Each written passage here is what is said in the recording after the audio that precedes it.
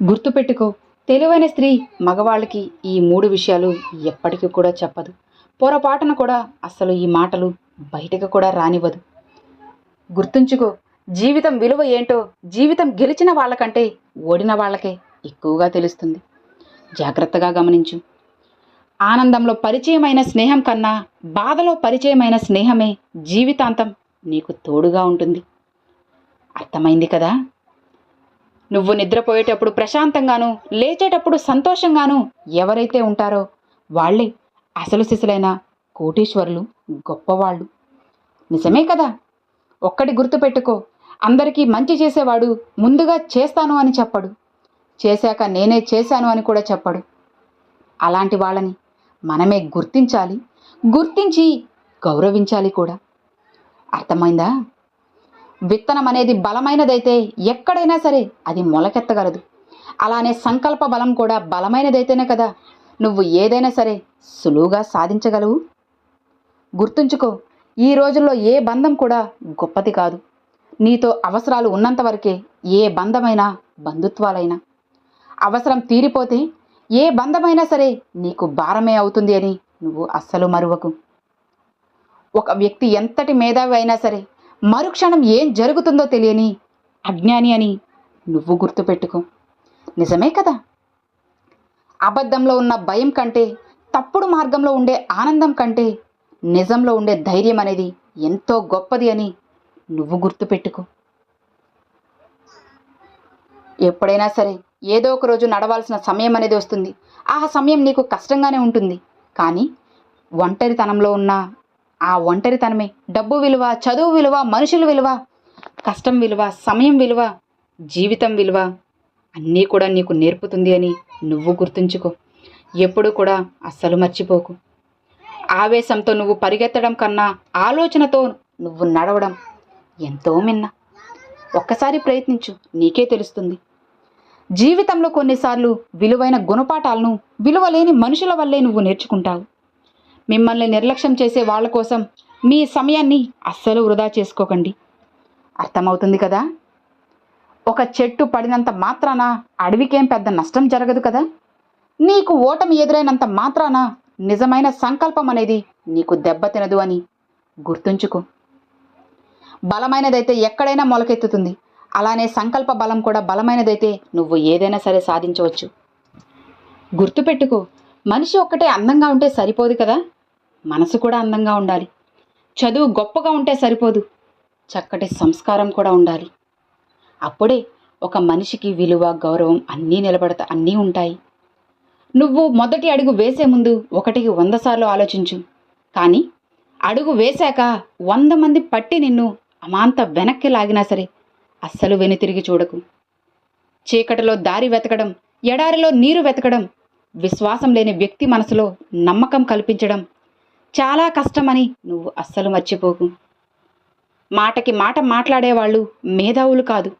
ఏమీ తెలియనట్లుగా మౌనంగా నిలబడి వినేవాళ్ళు మూర్ఖులు కాదు అని గుర్తుంచుకో. మౌనం వెనుక ఎన్నో అర్థాలు ఉంటాయని గుర్తుంచుకో. మంచివాడు మహారాజు అయినప్పటికీ కష్టాలు తప్పవు.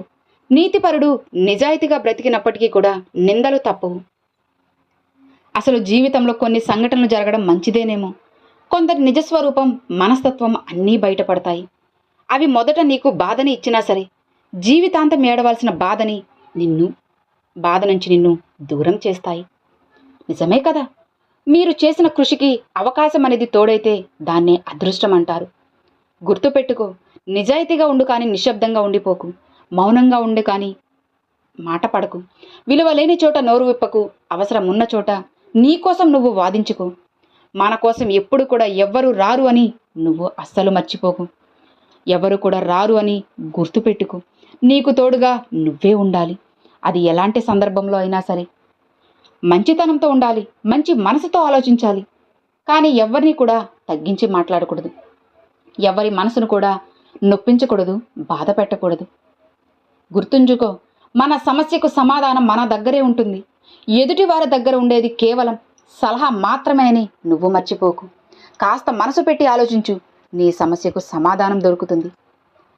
కొందరి వయసు చిన్నదైనా సరే వాళ్ళ జీవితంలో మోసే బరువు మాత్రం చాలా కష్టమైనది.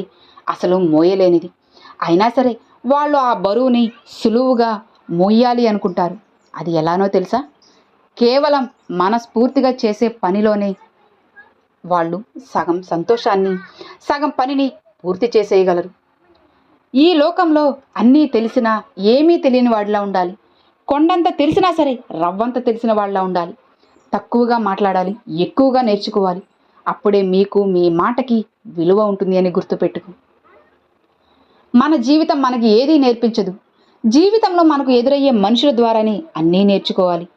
నీ జీవితానికి నువ్వే గురువు. దాన్ని ఎలా మలుచుకోవాలి అన్నా, ఎలా మార్చుకోవాలి అన్నా మొత్తం నీ చేతుల్లోనే ఉంటుంది అని నువ్వు గుర్తుపెట్టుకో. అర్థమవుతుందా? పడిపోతావని భయపడితే నడకని నేర్చుకోలేవు. ఓడిపోతానేమో అని భయపడితే విజయాన్ని చేరుకోలేవు. భయాన్ని వదిలి ప్రయత్నిస్తూ పోతే ఫలితం అనేది అమాంతం దానంతటా నీ దగ్గరికి వస్తుంది. గుర్తుంచుకో, దైవం అంటే గుడిలో ఉండే విగ్రహం మాత్రమే కాదు, ప్రతి మనిషి గుండెల్లో ఉండే మానవత్వం అని నువ్వు అస్సలు మర్చిపోకు. అర్థమవుతుంది కదా? ఆ దైవం ఎక్కడో ఉన్నాడులే, నన్ను చూడడం లేదులే, అన్నీ తప్పులు చేస్తానులే అనుకుంటే అది నీ మూర్ఖత్వం అవుతుంది. ఆ భగవంతుడు పైన ఉన్నా సరే అందరినీ చూస్తూనే ఉంటారు, ఒక కంట కనిపెడుతూనే ఉంటాడు. జాగ్రత్త. ఈ లోకంలో ఎవరి గురించి ఎక్కువగా ఆలోచించకు. అది నీ మనశ్శాంతిని దూరం చేస్తుంది. ఏం జరిగినా సరే అది దైవ నిర్ణయం అని భావించు. అప్పుడే కదా నువ్వు ప్రశాంతంగా సంతోషంగా ఉండగలవు. అర్థమైందా?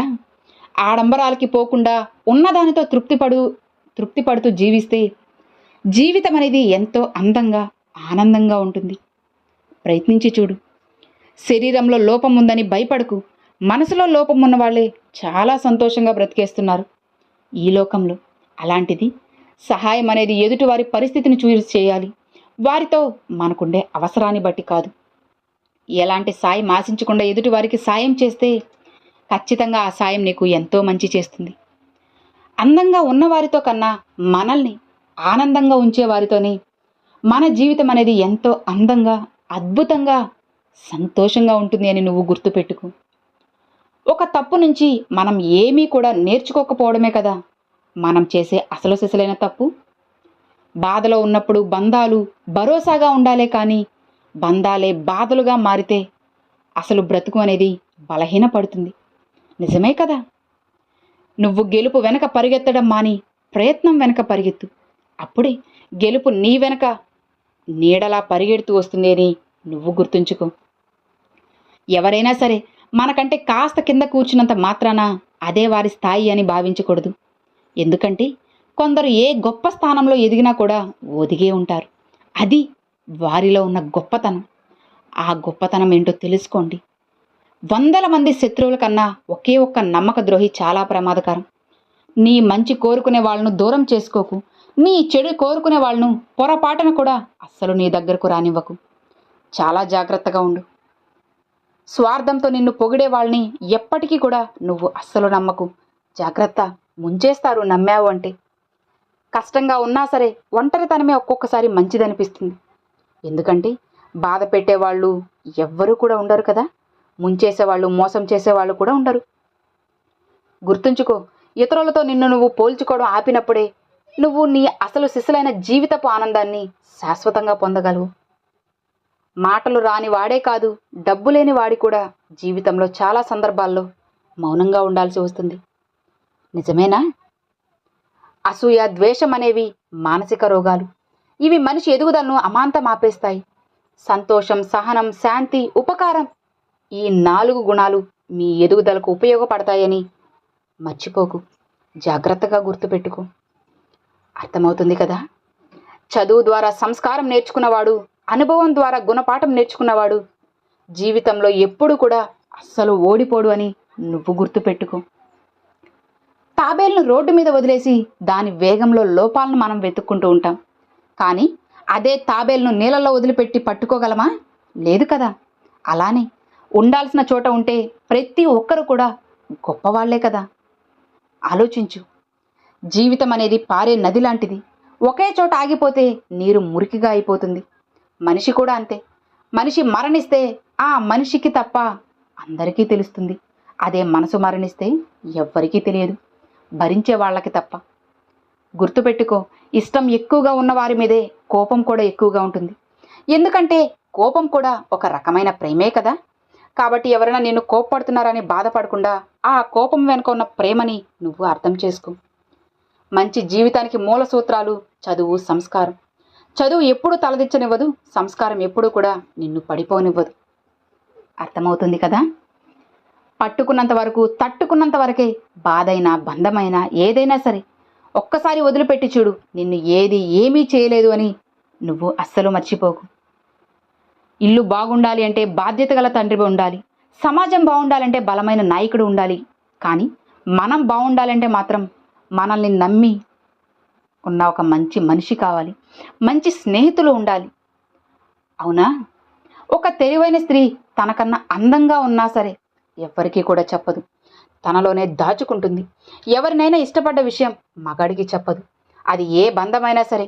ఒకరిని ఇష్టపడి వదిలేసిన విషయాన్ని కూడా ఒక తెలివైన స్త్రీ తన భర్తకి అస్సలు చెప్పదు. ఈ 3 విషయాలు ఒక స్త్రీ తన భర్తకి పొరపాటున కూడా జీవితంలో ఎప్పటికీ చెప్పదు. తన మనసులో ఉన్న కోరికలు మగాడికి వెంటనే చెప్పదు. ఎందుకంటే కొంతమంది నగలు, మరికొంతమంది బట్టలు, తిండి, వస్తువులపై మోజు ఎక్కువగా ఉంటుంది. అందుకే చెప్పరు, తన మనసులోనే దాచేసుకుంటారు. చాలామంది ఇలానే బ్రతికేస్తున్నారు. లైంగిక విషయాల గురించి, యుక్త వయసులో కలిగే ప్రేమ వంటి సంబంధాల గురించి పెళ్ళైన స్త్రీ తన భర్తకి పొరపాటున కూడా చెప్పదు. ఒక తెలివైన స్త్రీ తన ఆర్థిక విషయాల గురించి ఎవ్వరికీ చెప్పదు. అలానే వ్యక్తిగత సమస్యలు కూడా ఒక మగవాడికి చెప్పదు. ఆరోగ్య సమస్యలను కూడా ఇతరులతో అస్సలు పంచుకోదు. తెలివైన స్త్రీ తను తెలివైనది అని అస్సలు ఒప్పుకోదు. ఏ మగాడి దగ్గరైనా సరే తేడా వస్తే మాత్రం తాట తీస్తుంది. జాగ్రత్త. రహస్యాలను గోప్యంగా ఉంచుతారు. ఎందుకంటే అపనమ్మకం కలిగే అవకాశం ఉంటుంది, బంధం దెబ్బతింటుంది. కాబట్టి ఎప్పుడైతే నమ్మకం ఏర్పడుతుందో అప్పుడు మగాడికి తన పూర్తి రహస్యాలన్నీ చెప్పేస్తుంది, అసలు ఒక్కటి కూడా తనలో దాచుకోకుండా.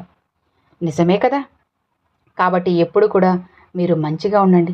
మంచి పనులే చేస్తూ ఉన్నట్లయితే మీ జీవితం కూడా ఎంతో సంతోషంగా, అద్భుతంగా, ఆనందంగా ఉంటుంది.